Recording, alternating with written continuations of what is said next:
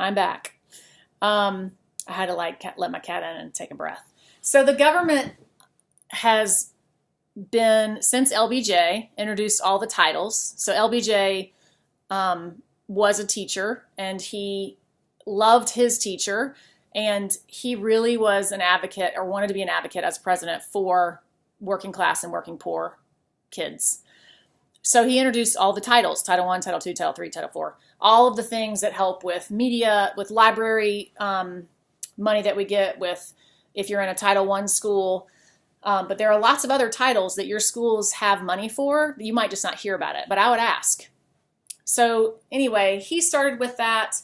And then, ever since, it's across the aisle. It's both parties that have tried to do things to, fix education. But I talk about this with my PhD students. You can't fix our education system, y'all, if we're not looking at the other systems that are in place in our country and all the inequities that are in place in our country. So when people try to say we're going to fix the country by fixing education, that's a great cop-out, because that's an easy way to say, then we don't have to look at all the other shit we're doing that's really awful to a lot of people, to most people.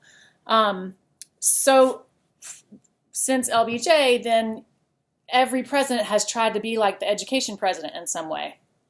And when you do research and you start learning about what each president did, I learned things like, when George W. Bush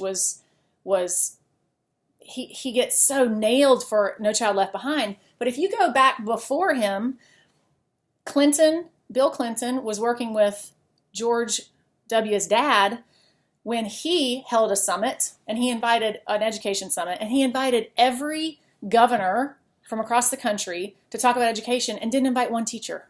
There was not one educator in this summit to talk about how to solve problems in education. That's problematic. That's how the country sees our profession, is just not valuable. So Clinton and George Sr. worked on something called Goals 2000 that actually Clinton did that. George Sr. before him tried to get something passed, but it didn't pass.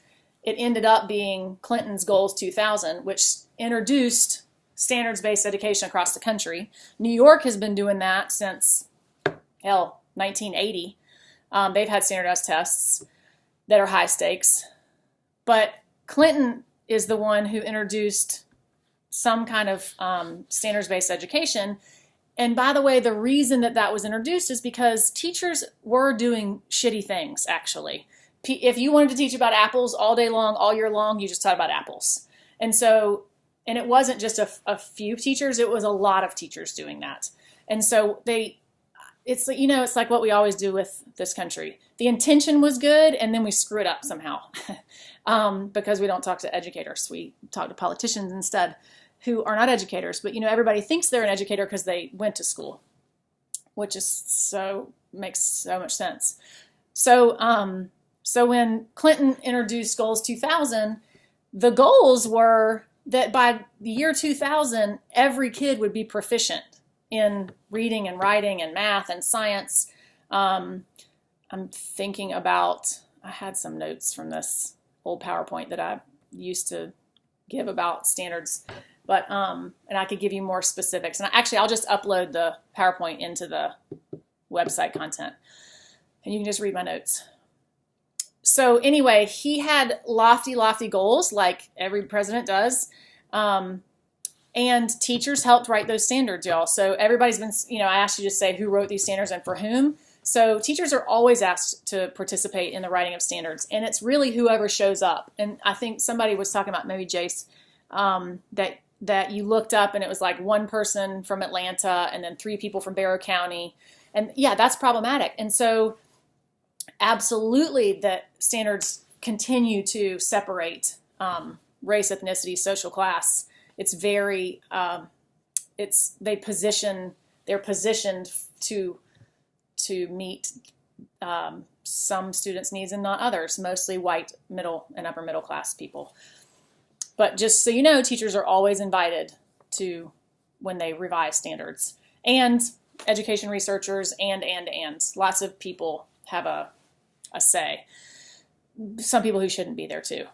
So anyway, then when Bush came along, he did the NCLB, and that has taken it to, standards on steroids.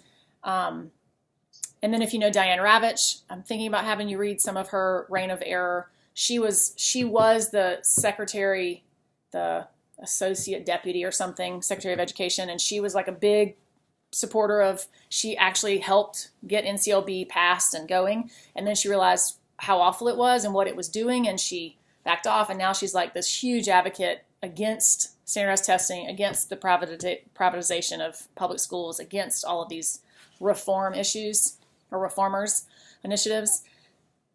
All that to say, standards-based education has been around since before Clinton, but he got it into law. And standardized tests have been around. I mean, hell, New York has really been doing it since the 80s. But across the country, Clinton did that too. And then Bush just got in trouble because his was just more regimented. So it was just more testing, and his was connected more to capitalism, like to private companies who were doing the tests and making the tests and grading the tests and all of those things. So, and then Obama introduced Race to the Top, y'all, and that we are suffering the consequences heavily in Georgia. I'm working with the Department of Education right now in Georgia, and a lot of their initiatives are funded by Race to the Top, which nobody talks about anymore, but because everybody applied for the money, Georgia, I think, got $400 million. And so we get these different parsed out grants, and you have to do certain things.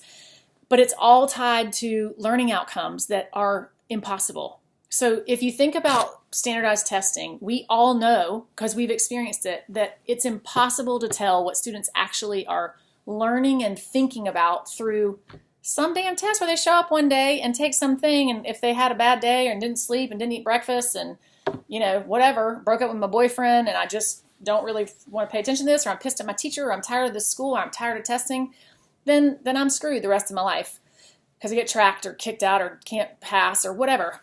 So that goes with the data walls thing. Some of you were like, oh, this is a good idea. It's not a good idea. Just so you know, numbers only give you one snapshot of one moment in a kid's life, and that's not the purpose of education. The purpose of education is not to say, and then this kid was proficient in this thing. The purpose of education is to teach people how to read and write and think and question and, be a human and be decent and enjoy the arts and appreciate things and create new things and invent things and do those kinds of things. And you can't do that with standardized testing. And I know that because I teach freshman seminars at UGA, and all of the freshmen every semester when they come in don't understand how to think beyond a rubric. And if I say, like I do with y'all, just do this thing and let's see what happens. And if I don't like it, you'll do it again and again and again. And let's talk about it. And what do you think about this? And let's deconstruct this. And why do you think this is the way it is? And they flip out because now I'm teaching generations of people who have been tested since they were in kindergarten.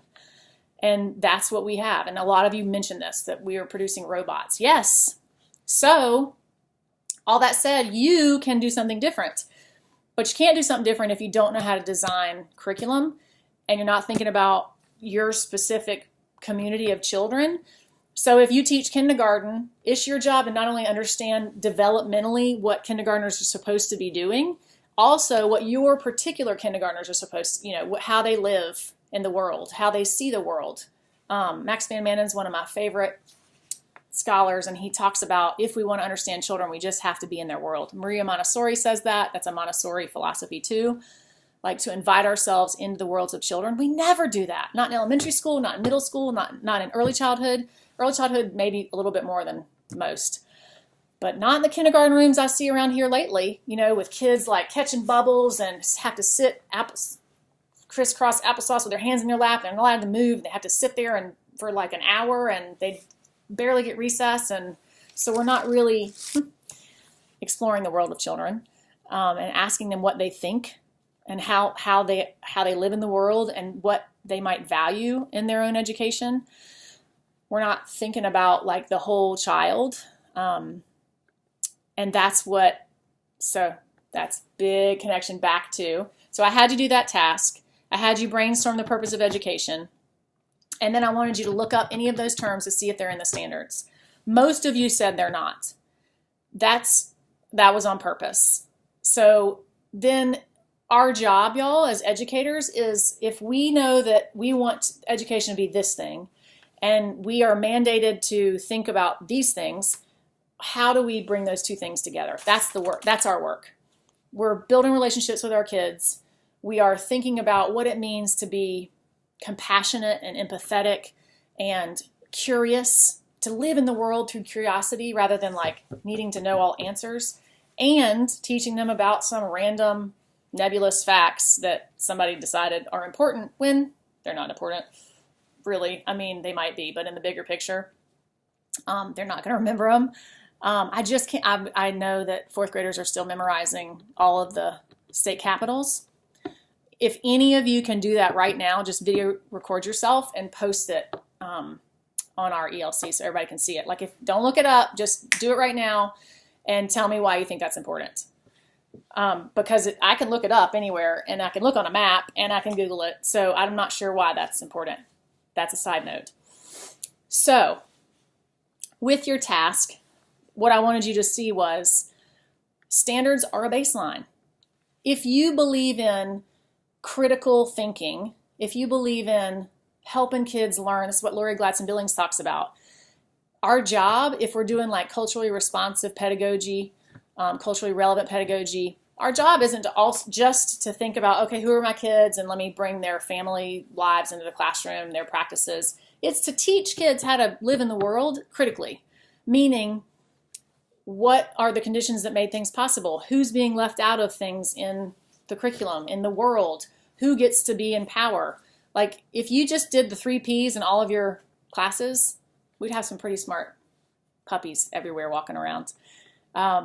So that's our job. We can use the standards, design curriculum, and then help our kids deconstruct stuff. You can use really cool critical text. You can use social issue text. You can just have kids pick things apart. And all of that, yes, takes time. It takes so much time and so much brain power. But that is our job. We are intellectuals. Teachers are intellectuals. We do not get positioned that way in our country.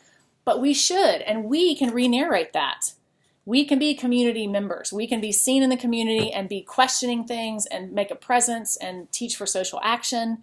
You can have your students, I have friends who are kindergarten teachers who have their kindergartners do social action projects. So they pick a community issue, a social issue, and then they learn about that social issue, and then they do something about it. They make little videos, and they draw pictures, and they make picture books, and it's incredible. Issues with gender and social class and race and it was, I heard and I think I wrote about it last time, but the woman at this conference in Hawaii, she said that that's what she was seeing also with these kindergarten teachers, and it was so cool. And I'm thinking about kindergarten right now just because my kid just said to me, I don't want to go to my school anymore because it's only blonde skinned people. She says white people is blonde skin, and she said I want to go to a school with black and brown people. And that was out of nowhere. I have not talked to her about that. And I thought, yep, that's pretty badass that she wants to do that and learn about the world. And she doesn't feel like she can learn about the world in an all white space. So that's my little rant about the standards. They are a baseline. If you learn them inside out, if you unpack them, that's what's been talked about with UBD, Understand by Design. It talks about unpacking the standards because it's very ambiguous. It'll say like students will analyze and interpret literary texts. What the hell does that mean? So with UBD, you unpack it as like they'll know how to do this thing, they'll understand how to do this thing, and they'll do this thing. So know is like know is like facts, definitions, like on the, whatever they're called, I can't remember. Bloom's, it would be like recall. Do is like the skills that they'll have. So not, I'll see teachers all the time that be like, students will create a brochure. But that's not the kind of do they mean. They mean like students will be able to compare and contrast the differences between, or not the differences, compare and contrast imperialism and whatever. Those things aren't in my head right now. It's like a thing that they'll actually be able to do, a skill, whether they're creating or building or evaluating or summarizing or interpreting. So it's that kind of thing. And then understanding is like a bigger picture. Like when I leave your classroom, I need to leave and go, oh my gosh, I've never thought about science in the way that I just experienced it today. We did this exploratory lab. It was the inquiry lab, and I did whatever I did because I don't know about science right this second. And I haven't thought about whatever the thing is. Or actually the great example would be the thing I wrote about last week. The woman Dr. Deb, who talked about if you're teaching eugenics and you're not teaching the history of how race is a social construction, then you're reifying these oppressive scientific ideas. And so if you're going to teach about, skin cells and characteristics of genetics, you also need to teach about why race was designed, and that was to, for oppression and violence and domination. And I told you, I think too, she's working with NASA and all these educators across the country, and they're creating all these things that you can, that's the thing. It's not like Teachers Pay Teachers. They'll have units and lesson ideas, and then you adapt those to your classroom, to your kids. So just keep that in mind. I'm going to have you do some reading and writing about, or exploration about different ways to approach curriculum, especially when you're working with youth. Because we don't have to do status quo. We don't have to do what's always been done. Because you know what, y'all? It ain't working. What we've been doing, this is what a colleague and I were talking about at breakfast this morning. What the hell are we doing in middle schools? Because she did, for her dissertation, she interviewed people who she taught in 8th grade, who are now adults, who were disability studies. And they were black women, and she's a black woman. And she was saying they were horrified in middle school. The teachers totally rejected them and did not include them, and they hated being pulled out for, to go to their special ed classroom or whatever. And disability studies is different than special education, by the way. It's a critical approach, and it does very different things in its thinking with students with disabilities. But what we were talking about is how, I love middle school. I taught middle school. My PhD's in middle school. And we ruin kids' lives in middle schools. And that's, a lot of people say that. I want to be a middle school teacher because I hated middle school so much. Or I had one teacher and everybody else sucked, but this one teacher was so amazing because they cared about me. So I want to be a middle school teacher, that kind of thing. Anyway, it is possible. It's just really hard work. And I think that's a reminder too. Our profession gets shit on in this country a lot because people don't think it's hard work, because they might see a few really bad teachers, which there are. Actually, everywhere. Just like there are bad lawyers, bad doctors, bad grocery store clerks, bad Uber driver, whatever. Everybody has shitty people or good people doing shitty things. But there are a lot of really good teachers. And so we can do that work. We can change the way that we approach education. You can sit at your faculty meeting or at your, vertical planning meeting and say, let's just talk about why we're doing what we're doing. Why are we using, just picking out this skill just to teach when that doesn't mean anything to kids' lives? We can teach kids how to read with really meaningful, powerful texts. If I am a 7th grader, I'm on a 3rd grade reading level, you damn sure I want to come to my class and learn how to read and do whatever I can learn how to read if I'm reading stuff that really matters to me. And that's about social issues. Social issues matter to kids. So that's the assignment I was going to have you do that I wrote in your content that I'm not going to have you do, but I think I'm going to give you a little mini lecture on that too, but not right now. If we know our kids and we know what's important to them and we use social issues, because I've seen it done, kids will want to come to your class every single day. They will want to learn how to read. They will want to learn how to write in different ways. They'll want to learn how to question. They'll want to learn how to do science in different ways and math in different ways. They'll want to create new kinds of histories that we leave to our future generations. And that can be our job. And it is daunting. But if everybody was doing that, it would do something. It wouldn't change our country, but it would change something. It would make a little ripple. I guarantee it. It already is in some spaces. And I wish that I could just have all of you go into classrooms where you see that kind of work happening if you're not doing it yourself, which some of you probably are, because there are kids who their lives get changed for positive because of their educative experiences. And that's because their teachers gave a shit, got to know them, created meaningful learning experiences for them, and that they saw that like math could matter to the world, science could matter to the world, that, you know, language is beautiful and I can learn about different languages, all of those things, whatever the things are. So that's my thoughts on responding to your standards, questions, and analysis. And I hope that you invite your faculty to do that. You know, you don't need a curriculum director in there telling you what you need to teach kids. You can read the standards, learn what the state expects of you as a baseline, and then you teach mini lessons on how to take a test.